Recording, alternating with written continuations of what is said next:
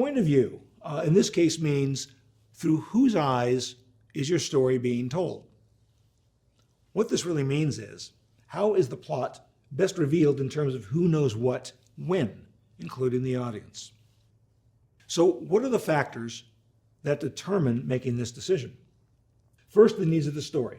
A plot is the essential information necessary to move the story forward, so the primary factor is how best to unfold that information.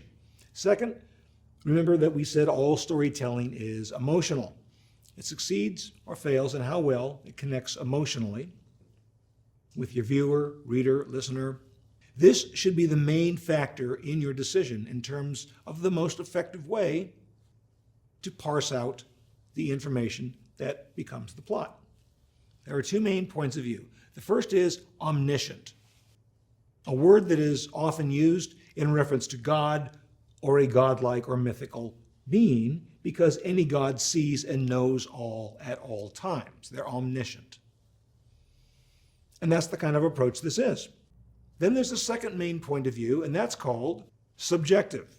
If this were a piece of prose, we would be using the pronouns I, us, we. And the most common way to use this is called first-person subjective.